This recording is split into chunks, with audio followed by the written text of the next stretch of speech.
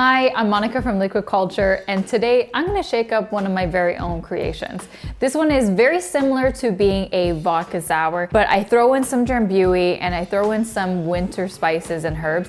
That is phenomenal. It will quickly become one of your absolute favorites to shake up at home. What we're gonna need is a shaker. And as I always like to say, if you don't have a shaker at home, that's okay. I'm actually a big advocate for using a mason jar. So just try and be creative when bartending at home because there's no one there to judge you, okay? You might just have my voice judging you, okay? So what we're gonna do, we're gonna grab all our ingredients. So we're gonna start off with some vodka, and we're using just 1.25 ounces of that into this cocktail.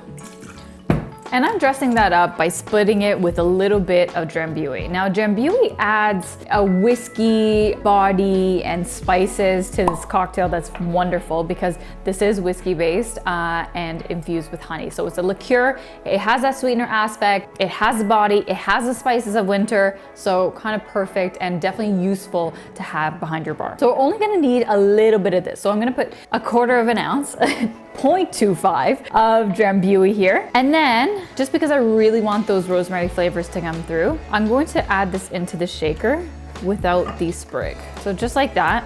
You can even, if you'd like, flame it up, get a little bit of those smoke aromas. That's even gonna, yeah, you're gonna have a good cocktail with that. So we're gonna pour 1 ounce of orange juice, which I will say I prefer to freshly squeeze it, but hey, if you got Tropicana in the house, that's okay to use too. Then we're gonna add a 1/4 ounce lemon juice, and we're gonna add 1 dash of Angostura bitters.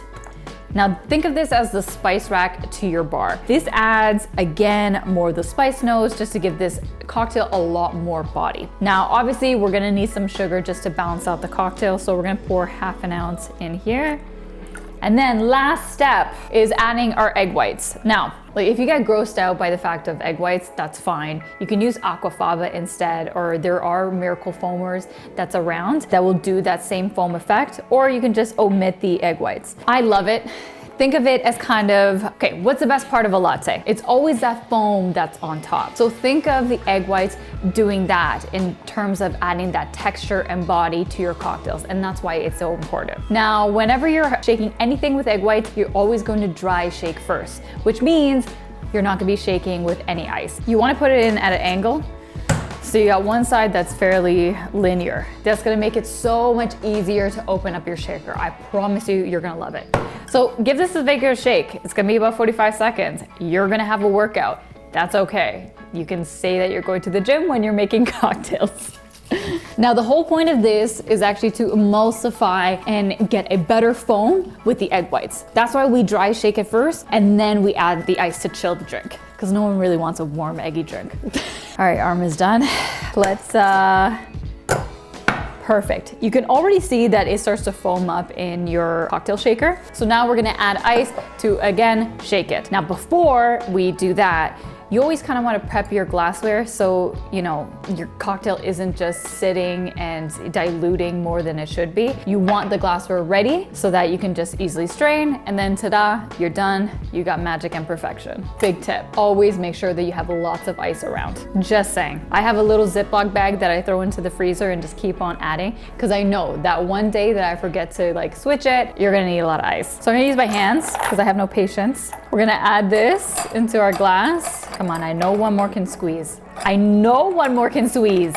It's gonna be gone, I promise. And then we're gonna add ice to our shaker. Okay, so we have the ice in our shaker now. Now we're gonna shake again.